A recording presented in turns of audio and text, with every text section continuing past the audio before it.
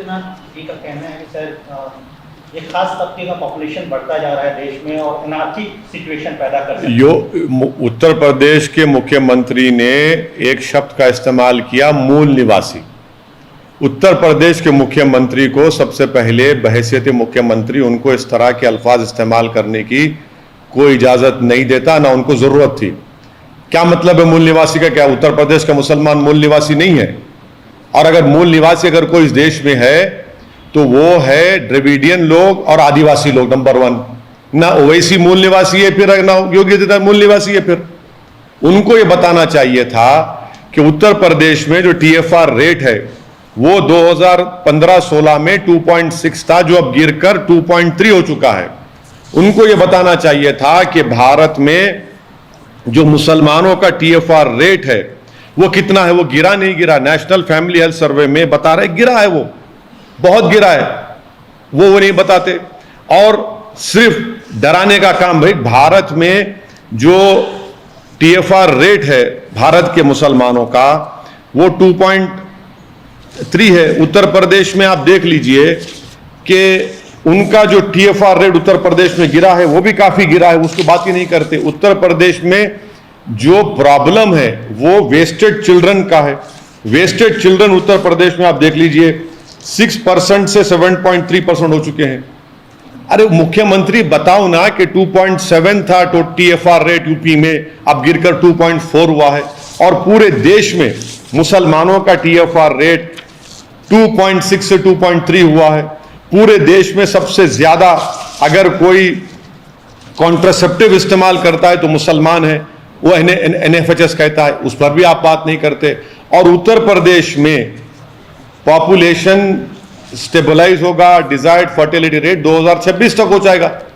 मुख्यमंत्री को बोलना चाहिए सब बातें हैं, वो जानकर भी सिर्फ मुसलमानों के ताल्लुक से खौफ पैदा करना, ये इनका मंशा और मकसद है। प्रधानमंत्री जी ने नए बन रहे संसद भवन के ऊपर अशोक स्तंभ का इनॉग्रेशन किया, आप इसको कॉन्स्टिट्यूशनल नॉर्म के खिलाफ? बिल्कुल, इसलिए मानता हूं कि भारत के संविधान में separation of powers basic structure का हिस्सा है। और सेपरेशन ऑफ पावर्स ये है कि एग्जीक्यूटिव जो प्रधानमंत्री है, लेजिस्लेचर जो लोकसभा के स्पीकर हैं और जुडिशरी जो चीफ जस्टिस ऑफ इंडिया हैं, वो एक दूसरे के मामलात में मदाखलत नहीं करेंगे, इंडिपेंडेंट रहेंगे। तो जब लोकसभा में प्रधानमंत्री जाते हैं तो स्पीकर बड़ा है, स्पीकर अध्यक्ष है, प्रधानमंत्री बड़े नहीं है वहां पर। जहां तक ये तो सेपरेशन ऑफ पावर्स का हिस्सा है। प्रधानमंत्री सामने बैठे हैं, लोकसभा के स्पीकर पीछे बैठे हैं।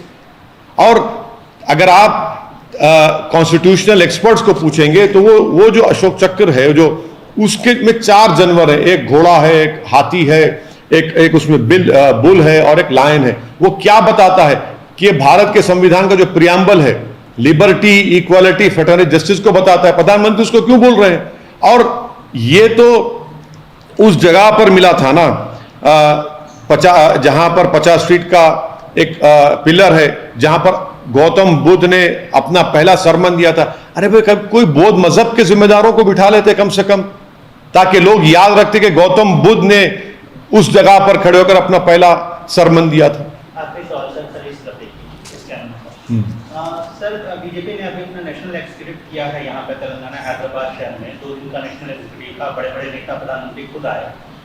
कहा यह माना यह जा रहा है कि बीजेपी मिशन साउथ पे काम कर रही है 2024 के जनरल इलेक्शन के लिए, और तेलंगाना पे उनकी खास नजर है 2023 की असेंबली के लिए। मिशन साउथ, मिशन तेलंगाना पे बीजेपी काम कर रही है। आप इस पूरे बीजेपी के ये जो एफर्ट है साउथ में अपने एक्सपेंशन को कैसे देखते हैं? नहीं, देखिए, देश में जो बेरोजगारी एक बहुत बड़ा मुद्दा बन चुका है, उसकी सरासर जिम्मेदारी प्रधानमंत्री की सरकार पर आयद होती है। पूरी विश्व में सबसे ज्यादा नौजवान बेरोजगार हैं, कहां पर हैं? भारत में हैं। हर जगह पर आप देख रहे हैं कीमतें आसमानों को छू रही हैं, पेट्रोल डीजल हो, रोजमर्रा की चीजें हो। तो ये एक बहुत बड़ा मुद्दा है।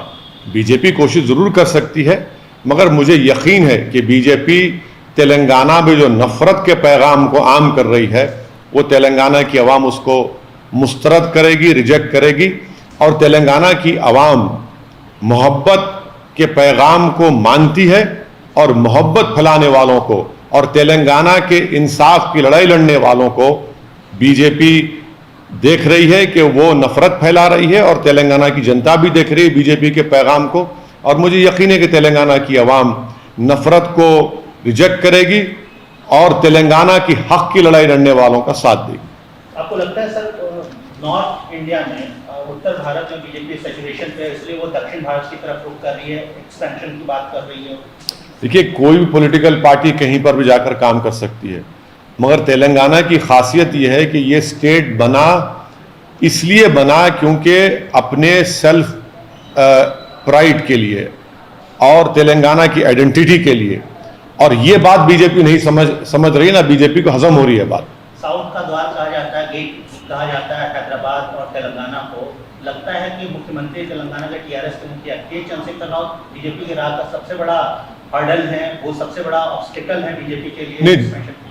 तेलंगाना के मुख्यमंत्री जो कुछ भी मुद्दे उठा रहे हैं वो तेलंगाना के भी मुद्दे हैं, देश के भी मुद्दे हैं। और तेलंगाना के मुख्यमंत्री एक स्टेट्समैन है और वो जानते हैं इन सब चीज़ों को, और वो सही बात कह रहे हैं और पूरा देश उनकी बात सुन रहा है। तेलंगाना की जनता उनके साथ खड़ी है। हाँ, जो कमजोरियां तेलंगाना में थी, जैसा धरणी पोर्टल का, उसको रेक्टिफाई किया जा रहा है। जो कमजोरियां हैं हम भी मानते हैं, कमजोरियों को दूर करना का काम टीआरएस को करना चाहिए, और हम उम्मीद करते हैं कि उन कमजोरियों को और जो जनता की तकालीफ है उसको दूर करेंगे।